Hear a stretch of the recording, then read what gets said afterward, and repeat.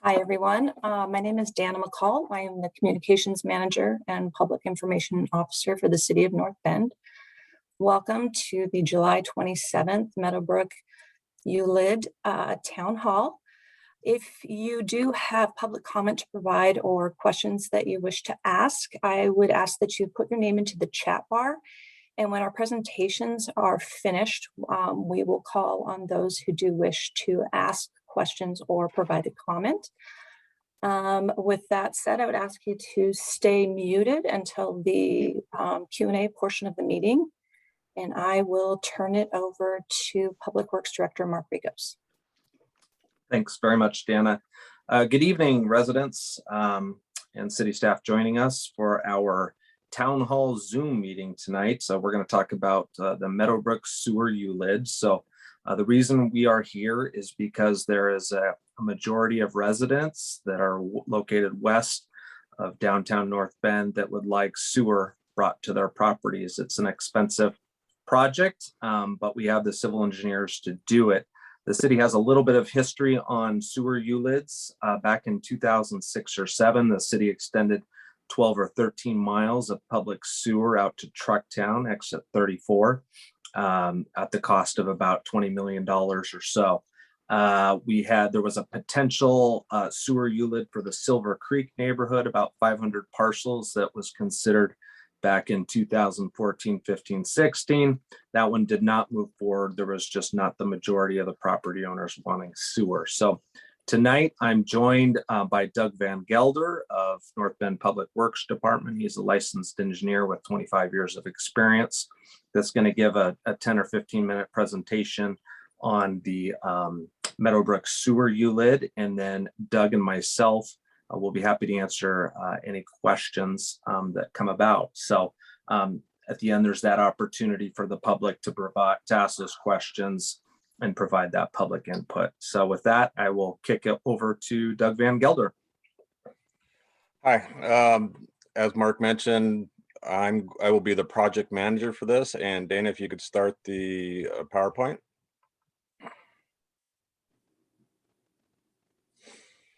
And I'll apologize to start off with. I do have a puppy in the house, so there has been a few barks and yipes. So hopefully he won't interfere too much. We have him put away in a room. So I am having trouble right now. I apologize. I'll try it again. Worked when we tested it. Where's my screen share?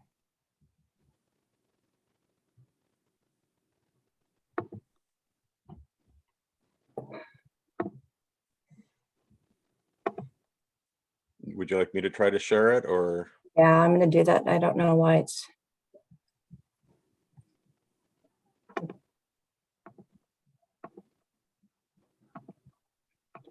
Can you do it? I hit screen share and nothing is happening at this time.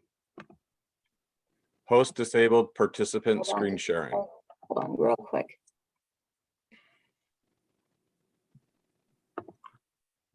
We can give it another 30 seconds, and then Doug, you can start Doug, you should be able to now.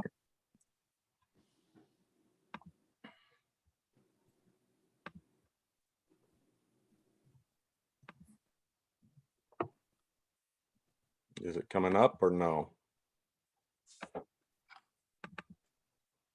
There you go. Thank you, Doug. All right, I'll do my best. Nice save, Doug. Sorry, it worked when we tested. I don't know what's going on now. Go ahead, sorry. That's all right. So our current project team is myself. It will be the project manager for the city of North Bend. I will also have a number of staff that will help me. I will be the first to admit that, you know, you're only as good as the people around you. And I believe with the help with Dawn and Tom, Mark, and others, that this will be able to move forward very successfully. Our design consultant that has been picked is Gray and Osborne. That team that they have, Gray and Osborne has been around for at least half a century. very experienced. They've done a number of ULIDs in the past. They will also have their own consultants because this project is very difficult in the ways that there's a river crossing. There's a river crossing, there's wetlands. There's going to be a number of issues that would need to be taken in consideration with design. And also Silva Consulting. They were the company that did the original appraisal and valuation. So the Meadowbrook ULID is basically the western portion of the city that is west of the South Fork of the Snoqualmie River. In order for a ULID to move forward, this is, let me be clear that this is not a city-driven project. We had parcel owners and create a petition. And in order for a ULID to form, you need at least 50% of the parcel owners by area to want to form a ULID. And so a group of owners got together, got the petitions, and provided them to the city. The reason being is because the South Fork, we have not been able to get sewer to our treatment plant. And now is the time, potentially the time, to get that sewer constructed and installed. So normally our sewer, when it is constructed in the city, it is developer driven. However, development is not able to necessarily occur on the western side without sewer. So we've got kind of a cat and mouse game going on, trying to get some new commercial into the city, but yet you're hindered by the sewer. That is one of the main reasons why this ULID appears to be formed. This all started probably about a year and a half ago. A couple of the parcels owners came forward asking about it, and then started to grab the petitions, and now we've moved forward. So with that greater than 50%, and I think it's actually around 65 to 70% of the area owners are interested in it. With that, we go to the next step in the process, which is doing estimate and assessments. In order for a ULID to properly be successful, the estimates and assessments must be greater than the engineer's estimate. So in this case, if sewer was to be run to the Meadowbrook ULID area, it was estimated that the increase in property values was about $10.6 million. So now, is this feasible to move forward? Well, the engineers, which actually was Gray and Osborne when they did the original engineer's estimate for a design, they came up with a value of 7.1, thus about 3 million less than the increase. So it works out. So the next step that we have is where we are right now, is having a public meeting. We're reaching out to the citizens, the parcel owners, those who would be affected by the ULID, so that input can be given. We can hopefully do some questions and answers. And then those answers those questions that we don't have answers to, we will try to get back to you in a timely manner with those answers and provide them to everyone that's here. So the next step is now get the petitions finalized, published, and then we'll go a resolution to the council to actually form a ULID. The council at that point can either accept or deny. However, since there is a majority of the property owners, typically, and if we have all the assessments correct, petitions correct, a ULID would tend to be formed. After that comes the design. The design is probably going to take at least a full year. It is not going to be, as I said earlier, something that's simple. We have to cross a river. We are going to need to deal with wetlands. We're going to need sensitive areas. We have groundwater issues in the city. There's a number of things that will need to be taken into consideration with the design. Towards the end of the design, we'll be working on the permitting. That'll probably be happening with the last 6 months of the design, because we're going to have to deal with the state, fisheries, all the permits that go along with a major project like this. And also then there's the actual construction. The construction will probably take possibly up to another year. And then this will hopefully coincide with phase 2 of the wastewater treatment plant, because we cannot send sewer to the treatment plant until phase 2 is completed. Okay. And then finally, if after it's all said and done, the final assessments will be done. The engineer will find out the full cost of the construction, and at that point, they will figure out how much it costs, and then how much will be assessed to each parcel at that point. I guess it's not quite 10 minutes. I tend to talk a little bit fast, but Mark, I'll turn it over to you if you want to answer some questions or have some questions of your own.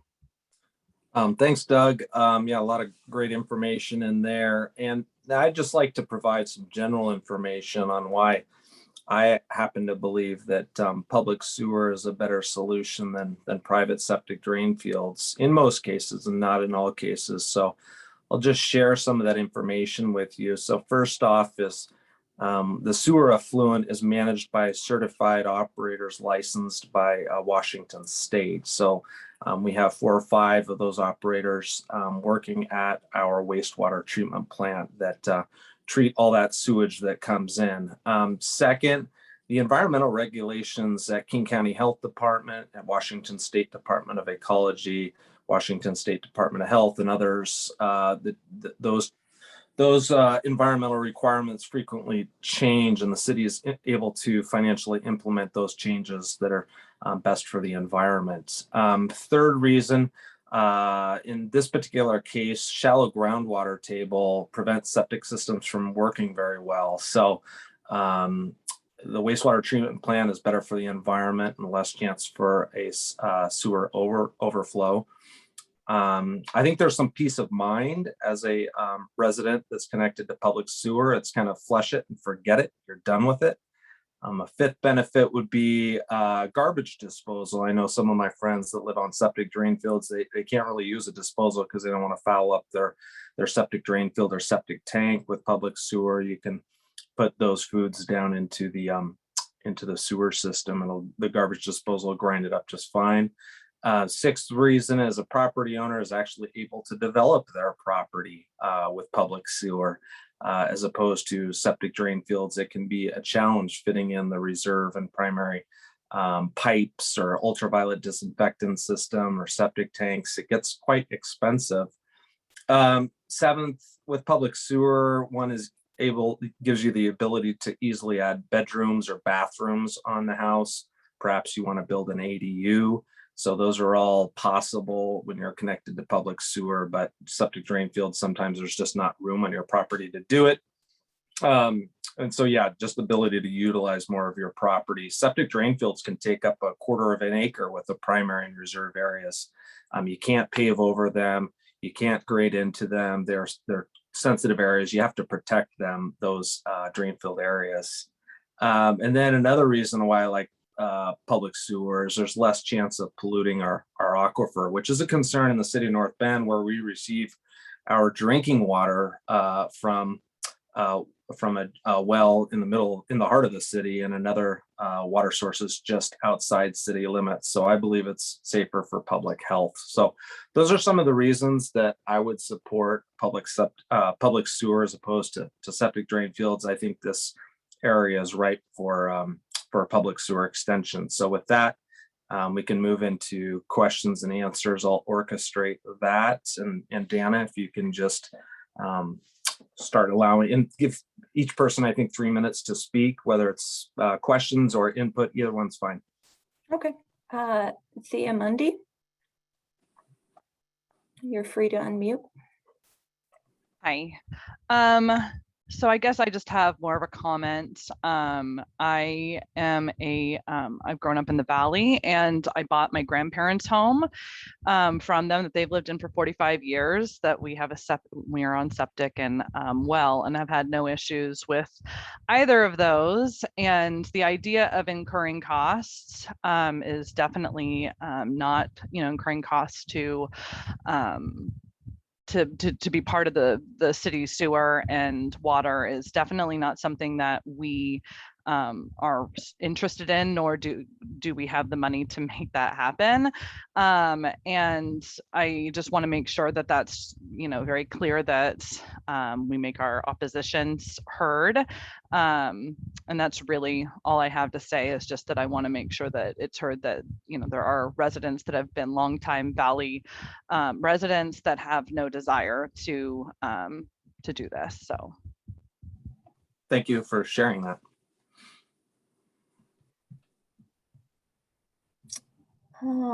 Bob Whitley, you're free to unmute. Yeah, hi, everybody. I just had questions about, I'd looked at the SOVA assessment, and I just had questions in general about,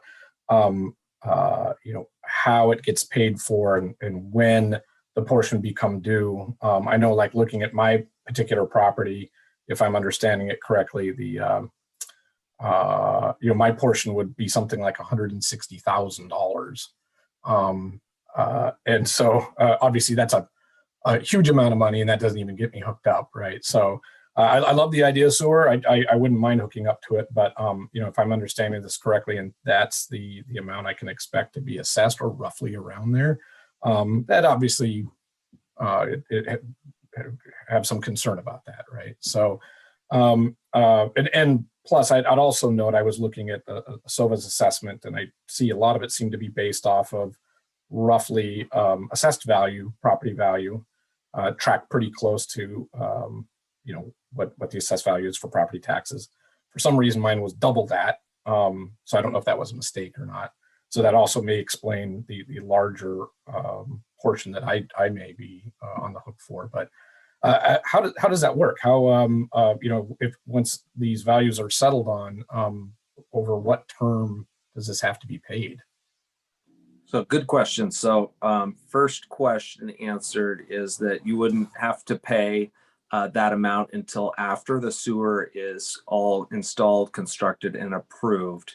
And it would be over a 20-year amortization schedule at a low interest rate, somewhere around the 2.5%, whatever. This is going to take us a year or two to design and engineer and permit, a year or two to construct. And so kind of the fastest case scenario is 3 or 4 years away.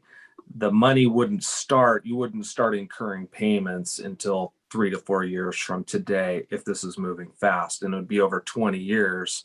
So at a 2% interest rate, it would be, I don't have the schedule in front of me. It would be roughly $800 a month. Yeah, somewhere in there. With zero interest, it would be about $667 a month over a 20-year term, Right. Which is a lot of money, right? I mean, that's I don't know, I can't speak for other residents, but that can be crippling to some, right? So that's certainly not an insignificant amount of money.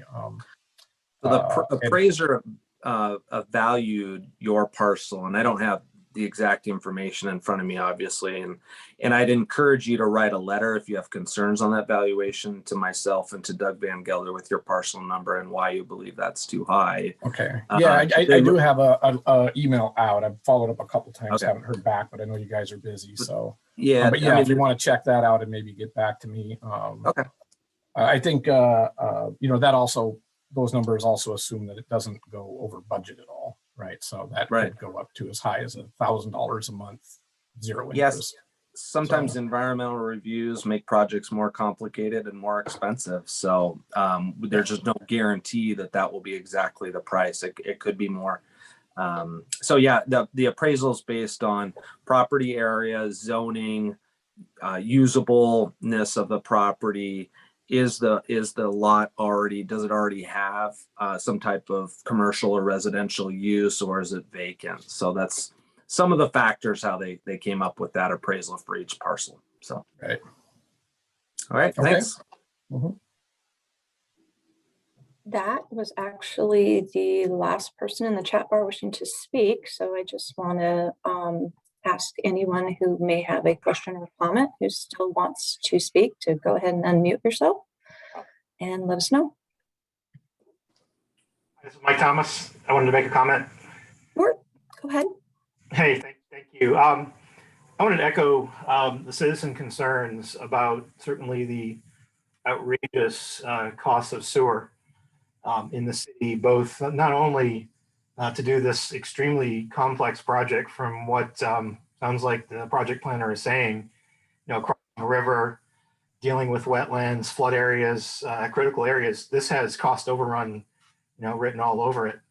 The other thing to consider is this is simply the assessment for the ULID. This doesn't include your costs of connecting from your side sewer from either your business or your home. What is it, $75 to $100 a lineal foot? Connection.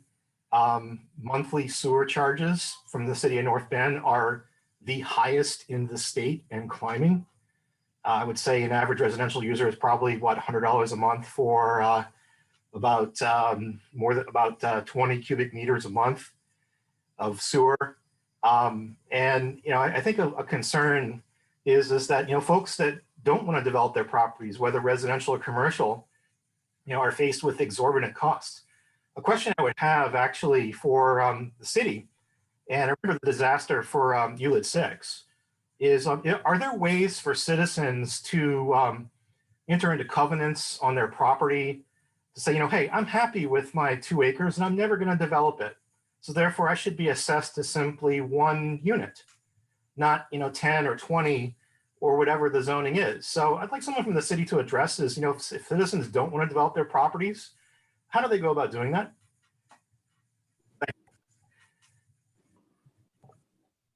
Thanks, Mike, for your comments. I will touch base with my city attorney and try to respond to you separately. Yeah. Wendy Miller. Yeah, Hi, thank you. Oh, Jerry, go ahead. Go ahead. Sorry. Jerry I have to Bird. unmute. I had to unmute myself. I just wanted to say that on the question of how the city wants to approach property owners who choose not to develop, we'd appreciate that being a general response rather than just to Mr. Thomas.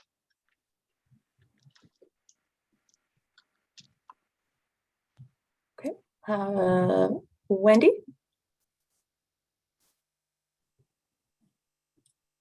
Jerry Bird. Trying to unmute, sorry. You're fine.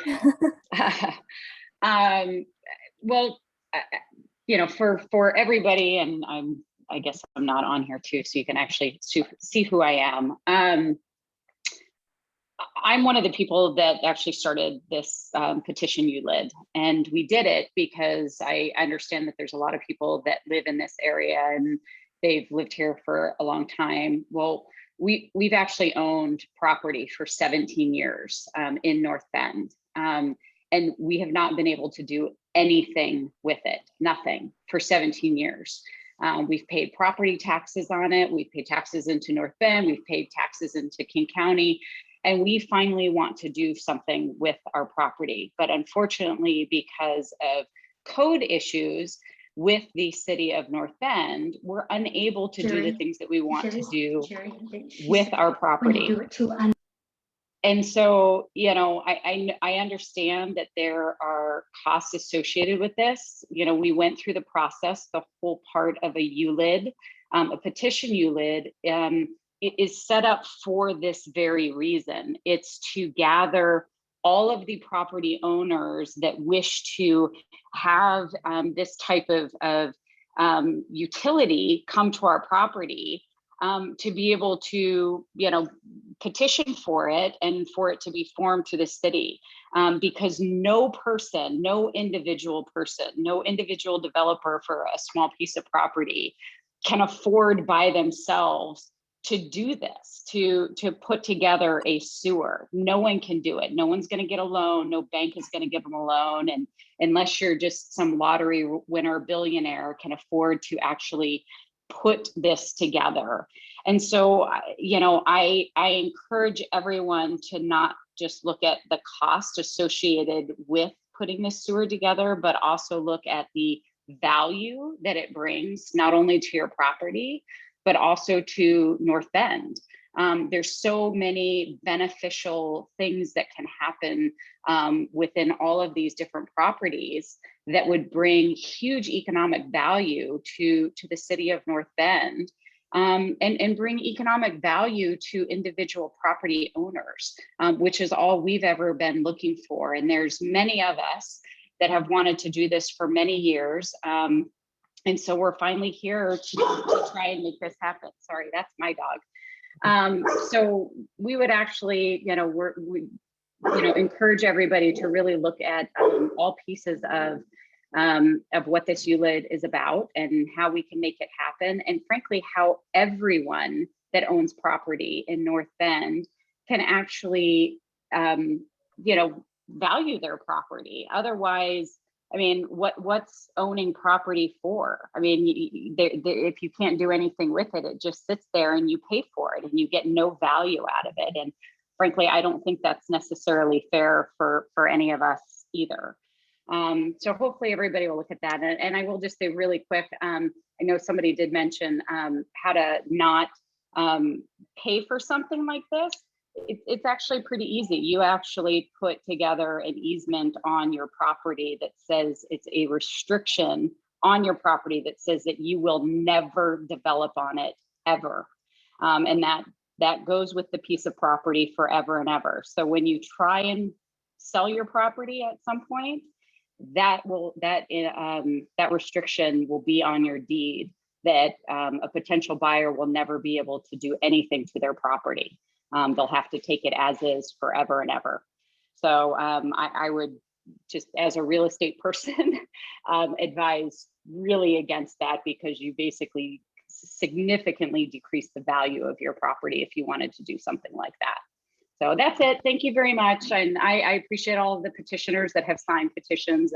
And I hope this moves forward for all of us that actually want to enjoy our properties as well. Thank you. We just have a couple of later minutes, so I want to make sure, Jeffrey Yee and Joel Molander, if you had comments you wanted to provide. Not seeing you. I just wanted to make sure you knew we were in the Q&A portion of the meeting. Thank you. This is Joel Molander with Puget Western. Apologies for joining late.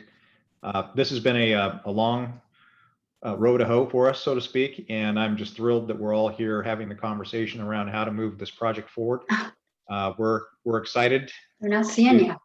Well, sorry, I can probably figure that out here in a second. But I think this is a huge step, thank you, toward moving smart development forward at this end of town. And we're thrilled to be a participant in it, and certainly a vocal sponsor for working with the city and our fellow landowners to make this a reality. So thank you to the city. Thank you to all the folks that signed the petition. And we look forward to working with everybody to move this forward and make it a success.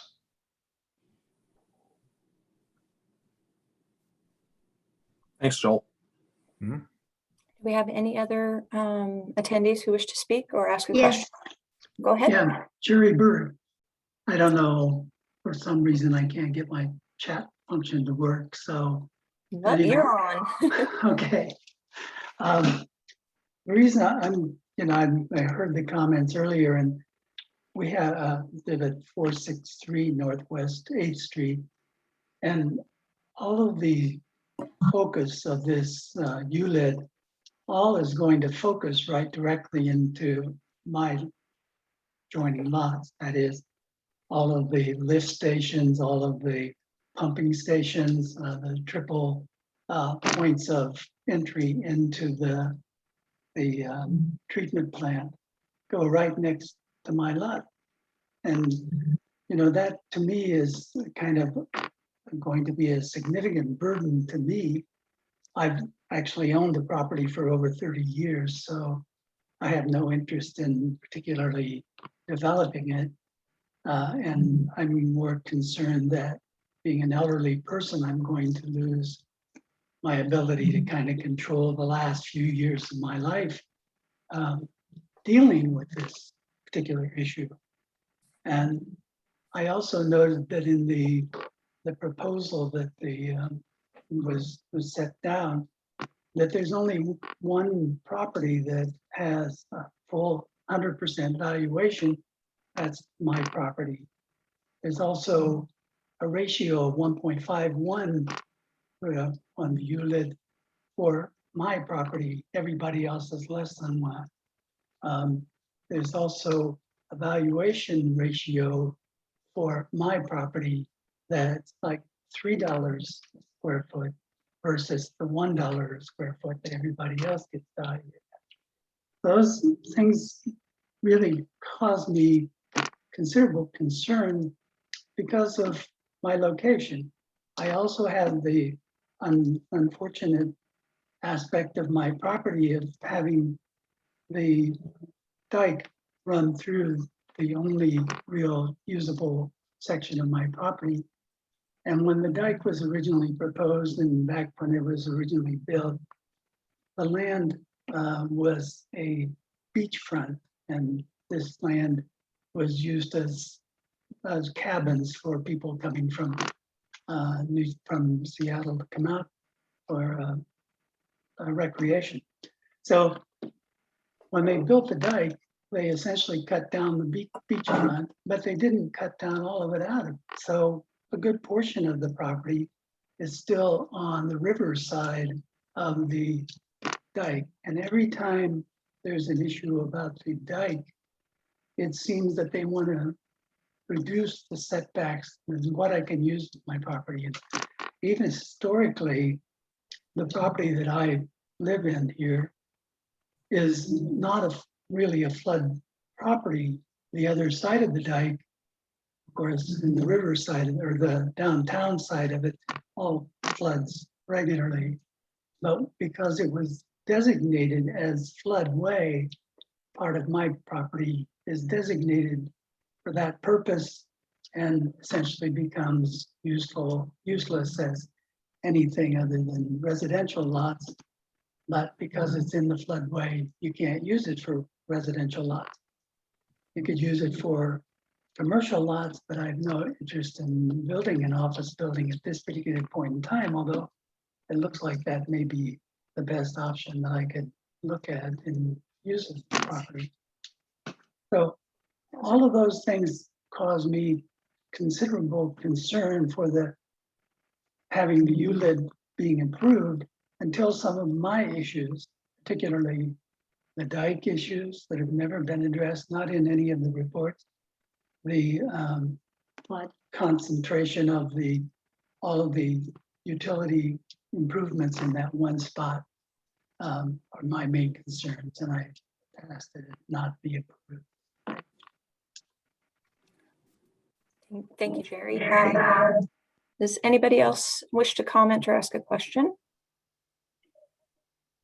Feel free to just speak up. This is Jeffrey. You can hear me? Yep. Yeah, I just wanted to echo Wendy's and Joel's sentiments. It's been a long, a long road. We've traveled for the last 3 years, and I just look at, the overall economic benefit to the west side by putting in sewer and water, and also I think Mark will probably Rigos will probably touch on the benefits of the health issue with sewer as opposed to septic tanks. So anyway, that's all I have to say about this for now. Thank you. Is there anybody else who wishes to speak? Okay, I don't think we have any more questions. So Mark, do you want to wrap it up? And before I turn it over to you, just want to let everybody know that this meeting was recorded and it will be uploaded tomorrow, likely into the civic media portion of the website under the town hall videos. And thank you for attending. Mark, over to you. Yeah, thanks, Dana. Jeffrey, a little bit earlier, I spoke to some of the benefits, in my opinion, of public sewer, one of those being public health and concern for the river. So the water quality of the river is important to all of us.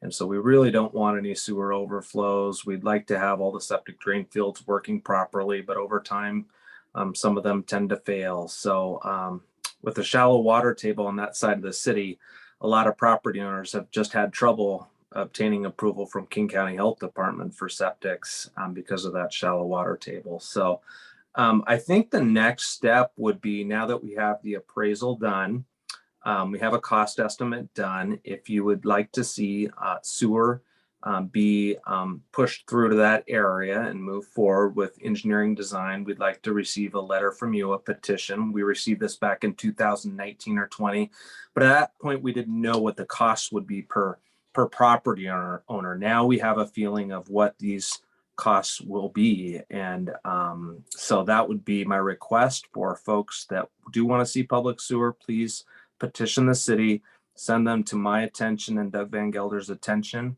and we will take the next step from there. I think Mark, that's all. Yeah. Can I ask a question? So Sure. I know that there's been a lot of people that have already signed petitions. Granted, there were a couple, well, they've signed them a couple times over the last couple of years. And I know that when we started this process and through the town hall, we were all sent letters, everyone was sent letters that, you know, are we in opposition or in support of this? Do you guys need additional, like the petitions again signed based on where the costs are today?